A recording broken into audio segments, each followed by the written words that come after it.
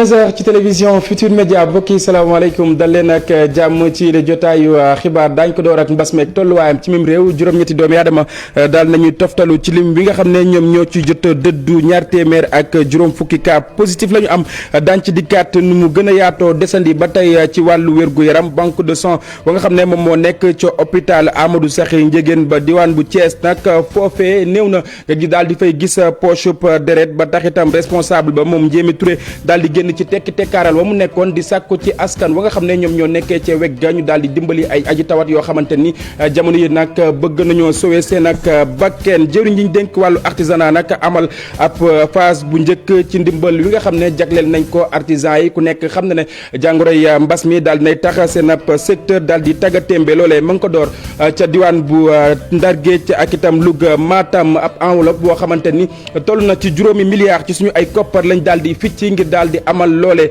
dañ wax itam ci leneen lu soxal wàllu tàggat yaram daal ci amal ab jukki bu yaa bokk na ci génnuk àddina ki nga xam ne moom moo di Boy Bambara ni ki tey jii sax nag daañ ko jébbal boromam daañu wax itam ci lu soxal wàllu football maître Augustin Senghor nag dina jébbal tërinam nag ci ginnaaw bi nga xam ne amal na ab candidature am ca CAF loolee daan ko yëkkati ci ab assemblée générale daal di koy jébbal askan wi mbokk yi lu ni mel buñ ci noppee daañu toftal li nga xam ne rek moom la ñuy jukki ci yile jotaayu xibaar léegi-léegi ma faram fàcce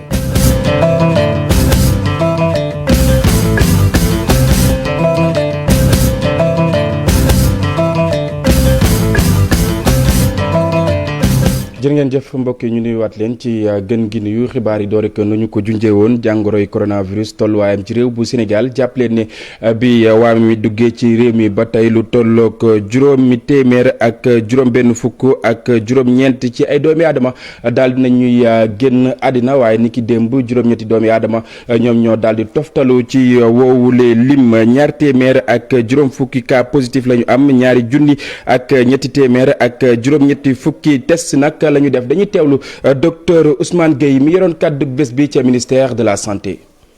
ñaar junni ak ñetti téeméer ak juróom-ñett ak fukk ak juróom-ñeent test yu ñu jot a def ñaar téeméer ak juróom fukk ñoo ci positif maanaam juróom-ñett fukk ak juróom-benn ñoo ci am doomu jàngoro te jaxasoo woon ak ñu ko amee woon ñu ko naan cas contact amul benn cas importé. téeméer ak juróom-benn fukk ak ñeent ñoom ñoo ko amee te xamuñu fu ñu jëlee doomu jàngoro bi ñu leen naan transmission communautaire. téeméer ak juróom-ñett fukk ak juróom-ñeent fukk ak juróom ñi ñu hospitalisé woon wér nañu bésu tey ñeent fukk ak juróom-ñaar malade ñoo ngi suñu réanimation juróom-ñett malade ñoo ci ñàkk seen bakkan bésu dëmb ajjuma ñaar fukki fan ak ñaar ci weeru janvier atum 2021 ñeneen ñi des hôpital ñoo ngi tane ci bésu tey dalee ko ci cas bu njëkk Sénégal wàññi na ñaar fukki junni ak ñeent ak ñeenti téeméer ak juróom fukk ak juróom ñeent cas positif ci ñooñu ñaar fukki junni ak ñaar téeméer ak juróom-ñett fukk ak ñeent wér nañu juróomi téeméer ak juróom-benn fukk ak juróom-ñeent ñàkk seen bakkan mu des ñetti junni ak juróom-benn téeméer ak juróom ci suñu hôpitaux yi. ginnaaw ministère de la santé ñu jubali diwaan bu Njaareem foofee nag sapeur pompier ya fa nag ñoom ñoo taxaw temb rek daal di ne bëggatuñoo nemmeeku kaawu coronavirus ca caserne ya nga xam ne moom moo fa nekk ci fàttali ci vague bu njëkk bi itam am na lim boo xamante ni jotoon nañoo am jàngoro coronavirus Babacar Diouf Ndongo Ndiaye. première vague coronavirus bi dañoo gisoon ne lu toll ci ñeent fukki élément yoo xam ne dañoo bokk ci sapeur pompier dañoo amoon corona mu di situation boo xam ne nii sapeur pompier yi bëggatuñ koo dund ci caserne sapeur pompier 22e compagnie bu Diourbel nee nañ lépp lu nu mën dinañ ko def ba feebar bi dootu leen sara. lu kenn ñemewul laal sapeur la ñuy woo moo tax sapeur buy ñëw aussi dafa war a ñëwaale ak matériel boo xam ne dina ko protéger parce que ñun lu ñu wàll corona dafa yomb parce que boo fàttali ko am na suñuy naataango waa Touba yi fi amoon corona ndax dimbali nit ñi rek parce que amewuñu corona bi ci camp bi dañu dem di wàllu ji ay nit foofu lañ ko jëlee ba indi ko ci camp bi looloo tax commandement bi jël mesure yoo xam ne nii tey camp boo dem teg nañ fa dispositif de lavage des mains teg mu am thermoflash xale yi di takk masque ñi jéem di dendante métti na mais dañ koy jéem ku génn booy dugg si nga raxas say loxo booy dugg si ñu thermoflash la pour au moins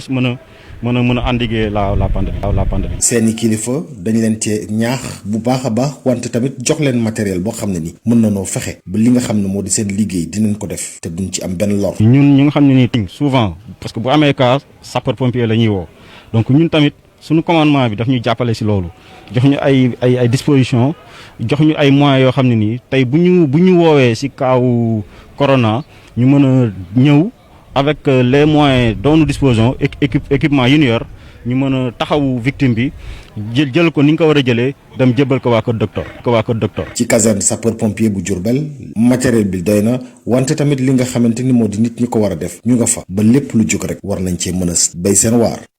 Babacar ñeneen ñoo xamante ni ñu ngi bay seen waar bu baax a baax ci jamonoy mbas mi di ñi nga xam ne ñoom lañ dénk wàllu cet gi fii ci réew bu Sénégal pocc boo jël ñoom itam ñu ngi cay def liggéey bu am solo rawatina waaye aji tawat yi nga xam ne rek ñu ngi leen di topp ci seen i ay makkaan xam ngeen ne lu ni mel bu amee daañu dem ca makkaan ya daal di amal ay cet-cetal ak yeneen yu ni mel waaye itam di càmm askan wa nga xam ne ñoom ñoo nekk ca wet ga ba tax itam sous brigade bu service d'hygiène ba nga xam ne moom moo nekk ca diwaan bu Kaolack li muy sàkk moom moo di ay jumtuwaay ngir rek ñu gën a baral li nga xam ne rek moom moo di wàllu cet gi Ibrahima Diame Fally Gaye. depuis ndorteelu ñaareelu vague coronavirus bi de fii ci Kaolack nemmeeku nañ ne cas yi nga xam ne ñoom la ñuy duppee cas suivi à domicile ñu ngi gën di yokk li ko waral bokk na ci xataayu lii di centre de traitement des épidémies waaye tamit yeneen bërëbu fajukaay yi nga xam ne li ñu mën a jël bëriwul waa service d'hygiène nag bokk nañ ci ñiy saytu seen kër ya. waaw kër yi moom bëri na trop ñi nga xam ne ñoom la ñuy suivre à domicile bëri na. waaw mënuma la jox nombre exact bi mais bëri nañu parce que boo xoolee centre de traitement yi day fees moo tax ñi nga xam ne yoruñu yenn cas grave yi lool dañuy obligé di leen ne toog leen seen i kër ñu leen fekk si foofu di leen jox garab. seen suivi bi nag ak seen prise en charge dafa laaj nag bàyyi xel bu baax a baax bu ànd ak ay séance de sensibilisation yu nga xam ne waa service d'hygiène duñu tay di koy def. fu ñu leen di joxe garab nag foofu aussi service d'hygiène da leen fay fekk aussi décontaminer li nga xam ne moom lay ay li muy jotal laal désinfecter lépp li nga xamante ne que néeg la couloir wala leneen loo xam ne mu nga ci kër ga ba nga xamante ne que fépp fi ñu yaakaar ne virus bi mën na fa toog rek di fa xaar nit ñu fekk ko fa faagaagal ko. wante nag dafa mel ni jumtukaay sous brigade d'hygiène bu Kaolack des na te bu ñu sañoon ñu gën leen ci jàppale ci seconde vague bi de. waaw service d'hygiène jox nañ ko moyen mais nag li ñuy wax moyen du doy surtout ci contexte bi Kaolack toll fi mu toll nii mënuñ duñuy wax ne mooy doy na. donte ne de waa service d'hygiène bu Kaolack ñu ngi def seen kéemtulaay kattan waaye nag situation bi des na maîtriser ndax am na ay cas suivis à domicile yu nga xamante ne dañuy réer maintenant kenn dootu leen gis. mbokk yi lu ni mel maa ngi leen ko doon junj sànq bu ñuy door yi lay jotaayu xibaar néew na nga gis poche deret ca banque de sang wa nga xam ne moom moo nekk ca hôpital Amadou Sakhir Ndiéguène diwaan bu Thiès ba tax itam responsable wa nga xam ne moom moo fa nekk moom Ndiémé Touré daal di génn ci tekk-tekkaaral wa nga xam ne nekkoon na ca te itam di sàkku ci kuréelu ndaw ya nga xam ne ñoom ñoo nekk ca wegga ñu daal di dimbali aji tawat jooje ngir rek ñu mën a mucc ñu teewlu reportage bu Cheikh Anta Diop ak Seyda Tiir. ay poche deret moom moo manqué jamono yi ci banque de sang bi nekk ci hôpital Amadou Sakhir Ndiéguène bu Thiès ba tax ki nga xamante ne moom moo jiite banque de sang bi di ci àddu di ci ñaan dimbal. demande bi fi mu toll nii dépassé na besoin yi. li ko waral mooy avant benn service rek moo nekkoon service boo xam ne daan nañu sonal maternité mais léegi dañoo am yeneen service yu bees comme genre dialyse néphrologie bi ak petite unité de chimio bi nekk ci maternité bi aussi y a des demandes yoo xam ne dañuy ñëw de partout. léegi malade yi nga xam ne dañoo dëkk Thiès te war a def seen dialyse wala seen chimio au niveau de Dakar seen médecin traitant yi dañ leen wax balaa ñuy ñëw nañu def transfusion bi fii donc demande bi day gën a yokk rek. mbas mi am na lu bëri nag lu mu ci jokke. dañoo gis ne depuis bi ñu interdire rassemblement yi à partir du moment bi ñu waxee interdire rassemblement yi am na 2 associations yoo xam ne jëloon nañ date pour organiser don de sang ak ñun dañ ko annulé. dina def impact comme Riès nii bu ñu ñëwee fii organiser don de sang au niveau du service dina respecter les mesures barrières parce que am nañ système lavage des mains dinañ kii ni ñu sol gant. ab kuréel gudd seen bopp réseau d'interconnexion d'échange de partage et de solidarité ñoom it dégg mbir mi jóg ànd ak seen am di jàmm ak seen i mbokk dikkoon fii ci hôpital bi ñoom it doon maye deret. du ñu xaar sax ku ñu woo bu ñu toogee quelque temps ba xam ne daal banques yi demee na noonu ñu jóg volontairement dem organiser don de sang maye suñu deret actuellement nii 11h jotagul tax dëgg yàlla bu ngeen duggee ci ba gis ngeen ni nit ñaa ngi ñëw di joxe seen deret. kuréel gi ñu ngi sàkku nag ci yeneen kuréel yi nekk fii ci diwaanu Thiès ak ASC yi ñoom ñëpp it ñu jóg ñëw fii ci hôpital bi dimbali banque de sang bi ku ci nekk maye sa deret. yeneen i jafe-jafe ci wàllu wér-gu-yaram Cheikh Anta Diop diwaanu Vélingara nag barabu muccukaay jamono yi nag lottu nañ ci ami loo xamante ni rek soxna yi daañu mucc ci jàmm ginnaaw itam ba ñu tëjee bloc opératoire yu centre de santé ba fa nag ba tax itam ña nga xam ne ñoom ñoo yëngu ci wàllu wér-gu-yaram ak itam askan waa jamono yi nag ñu ngi sàkku ñu daal di leen di gestu Abdoulaye Diallo ca wawle diwaan. ci atum 2020 lu ëpp ñaari téeméer aji wopp le district sanitaire bu Vélingara daal di évacué ca Tamba wala Kolda te lu tolloog téeméer ak juróom-ñetti fukk ak juróom-ñaar ci ñoom la ñu waroon opéré. ñun daaw évacué 234 personnes si 234 bi ñu évacué 187 yi pour césarienne la donc ñooñu. bloc bi su fonctionnel donc ñooñu duñu doon évacuer. ci anam yi ni mel la ministère de la santé et de l'action sociale daal di tijjiwaate bloc des soins obstétricaux d'urgence bu Vélingara. ma ñëw ci instruction sama kilifa de monsieur le ministre de la santé et de l'action Abdoulaye Diouf Sarr pour ñëw lu ñuy wax réouvrir bloc opératoire bon luy remarqué nag bloc opératoire bu Vélingara depuis plus de 2 ans dafa tëj donc jigéen ñi dañu doon évacuer sur Tambacounda wala di leen évacuer sur Kolda. ministère de la santé mooy waajal ab recrutement ay docteurs district sanitaire bu Vélingara moo si yaakaar am wala. 400 infirmiers ak 400 sages-femmes ak 40 médecins dont des spécialistes te personnellement bu ñu ko recruter ñu ngi koy jagleel si juróom-benn région yi ma lim sànq muy Kaffrine muy Tambacounda muy Kédougou muy Sédhiou muy Kolda ak Ziguinchor te yaakaar naa ne Vélingara dina si am. part bu baax. looloo tax wax dëgg yàlla bu ñu déggee ne bloc sous bi def nañ ko fii population dañu def lu ñuy wax un jubilé wane seen contentement ndaxte non seulement paj mi day gaaw léegi dootul jël temps di dem ba Kolda di dem ba Tambacounda mais également day nekk une économie. bile bloc sous ëmb na benn salle fi ñuy opéré aji wopp yi beneen salle pour dalal ñiy doog a génn ci salle d'opération ak beneen salle fi ñuy fajo ba wér. jëruñ jiñ dénk wàllu artisanat nag ma nga doon jiite cérémonie wi nga xam ne moom lañ jagleel ndimbal wi dem ci artisan yi nag ku nekk xam ne ne jàngoroy coronavirus bu ñëwee ci réew mi ba léegi seen ak secteur dafa tagga témbe ñu ngi ko amaloon ca diwaan bu Ndar Géej Louga ak itam fa nga xam ne moom moo di ca Matam enveloppe bi nga xam ne jukki nañ ko la ca nekk ci ay koppar toll na ci juróomi milliards ci suñu ay koppar Ousseynou Diop Habib Seck. milliards yi nga xamante ni nguur gi daan na koy génnee jagleel ko artisan yi nekk ci Sénégal ci diwaanu Ndar Géej Saint-Louis ak Matam daan nañu jot seen i wàll dañ ko def nànk-nànk ba kenn ku ne la nga ca moom nga mën ko jot. muy njëkk ci li ñu door moom mooy somme 5 milliards de francs CFA suñu góorgóorloo ci tuuti dinañu seet ak ministère des finances ci mu jàppandal ba nga xamante ni 25 milliards yi nga xamante ni mooy enveloppe bi nga xam ne président teg na ko ci loxo artisan yi incha allah ci diir gu gàtt ñu góorgóorlu ba ku ci ne rek mën a jot ci la nga war a jot. ci Ndar Géej lu toll ci téeméeri organisation professionnelle nag ñoo fi ne ci ndaje bu nu mel ministre bi daan na cay prox ndollu ngir ñaan ñi di artisan yi ñu gën a mën a respecter lii di mesure barrières yi ba mbas mi mën a génn ci réew mi. fanweeri junni ku ci ne dinañ la ko tegal ci sa loxo di ndàmpaay gu ndaw bu mu leen di jàppale waaye tamit ñu leen di artu di leen wax yéen ñëpp. ku ci ne fa ngeen jëm ngeen góorgóorlu ba nga xamante ni lii ñi nga xam ne ministère de la santé moo koy wax ñëpp ne ca. koppar yu ni mel nag daañu ko séddale artisans yi nekk ci Saint-Louis Louga ak Matam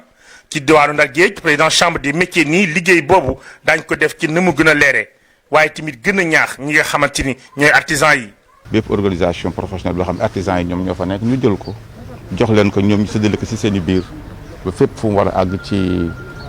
les 3 départements mu dal fay. ci diwaanu Sénégal lu toll ci fanweeri junni ak lu teg ñoo fi ne ñoom nag koppar yu ni mel daal leen ko jagleel ngir nag daal leen gën a jàppale ci jafe-jafe yi ñu jànkoonteel jamono jile.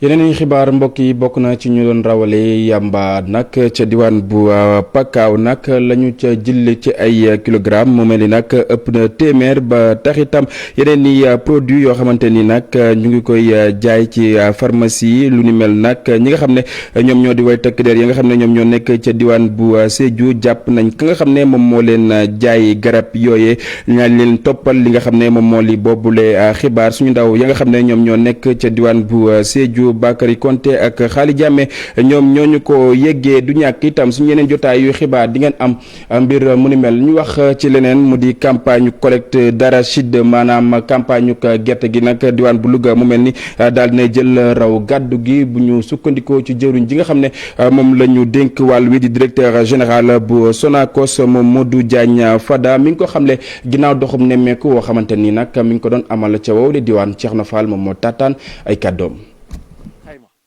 alors bi ñu ñëwee Louga nag vraiment suñu xol sedd na guy parce que nag fi ñu jaar bari na te ñooñu ci nat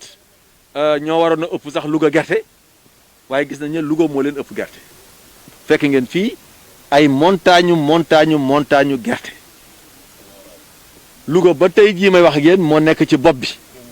fukki junni ak ñaari junni ak juróomi téeméer ak ñeenti tonnes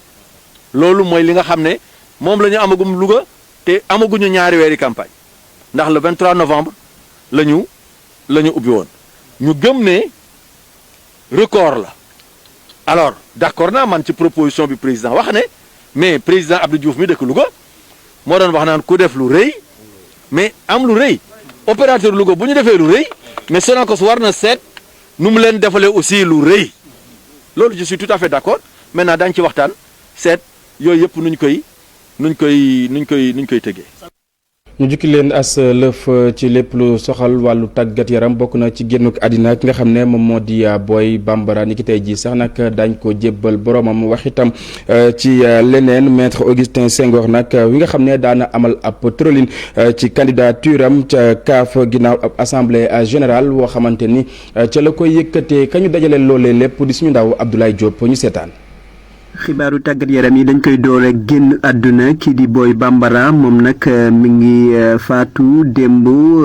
ginnaaw ak jàngoro ju yàgg ñoo xam ni moom la tëddoon enterrement bi tey lañ koy amal dañuy jëm rek ci li nga xam ni moom moo soxal candidature ngir nekk kiy jiite li nga xam ne moom mooy fédération africaine de football di CAF ki nga xam ni nag moom mooy président de la fédération sénégalaise de football muy maître Augustin Senghor moom dina amal tey benn conférence de presse ngir rek leeral ban tëralin la bëgg a doxalee li nga xam ne moom mooy kuréel googu buñ ko joxee lenge yi dina ko amal nag fële ci Praia mu nekk capitale bu Cap-Vert kon ay journaliste ak ay kilifa yu bëri ci fédération sénégalaise de football ànd nañ ak ki nga xam ne moom mooy Augustin Senghor ngir jàppale ko élection yooyu nag dinañ ko amal ci fukki fan ak ñaar ci mars bi di ñëw championnat Sénégal ñeenteelu bëccëg tey lañ koy amalee ci 4 heures ci ngoon Jaraaf di dalal ki nga xam ne moom mooy AS Douane ci stade Amadou Barry ñaari tali di jonganteel Njàmbur de Louga jongante bi nag moom dina boole ñaari école de formation muy jàmbaar nga xam ne moom moo jiitu ci raw gàddu gi dina dajal ak ki nga xam ne moom mooy Dakar Sacré-Cœur fële ca Mbour ba léegi nga xam ne Mbour Petite Côte dina dalal ki nga xam ne mooy Teungueth FC AS Pikine moom mi nga xam ne moo nekk ci ñetteelu place bi dina dajal Génération Foot ci stade Alassane Djigo stade de Mbour dina fekk ji ci Ziguinchor Casa Sport ci li nga xam ne nag moom mooy dimanche bi 16h ba léegi ñaari équipe yi nga xam ne nag ñoom ñoo mujj ci classement bi muy CNEPS ak US Guéret comme ñoom dinañ jéem amal rek seen ndam lu jëkk ci championnat bi ñu dem rek ci li nga xam ne moom mooy Ligue 2 foofu tamit ñeenteelu bëccëg bi lañ nekk EJ Fatick dina dajal ki nga xam ne mooy Guédiawaye FC Africa Promo ak Demba Diop Duc ak Jamono de Fatick US Ouakam ak Amitié FC Kër Madior ak Sonacos Sport ak Renaissance ñu jeexale ko kon Thiès bi nga xam ne moom day dalal Linguère de Saint-Louis. ñu dem ci basket ci góor ñi ak ñetteelu bëccëg bi AS Ville de Dakar mooy daje ak UGB Bopp ak Saltigué ISEC ak Douane Louga ak Jeanne d'Arc US Rail ak Saint-Louis Basket Club Sibac ak Asfa Duc ak ki nga xam ne mooy ASC Thiès basket ba léegi ci wàllu jigéen ñi ñetteelu bis bi di Balok ak Saint-Louis Basket Club Duc ak Jeanne d'Arc CMT Zik ak Bopp UGB ak INSEPS ASSO ak Jaraaf Mbour Basket Club ak ASC Ville de Dakar. jërëjëf Abdoulaye mbokk yi foofee la ñuy jaar daal di yëkkati wi la jotaayu xibaar dig daje ngoo di incha allah ak rédaction bu télévision Futurs Médias lu mooy loolee itam ñu bàyyi leen ngeen wéy ak suñu ay programme jaa ngeen jëf kenn dal ak jàmm.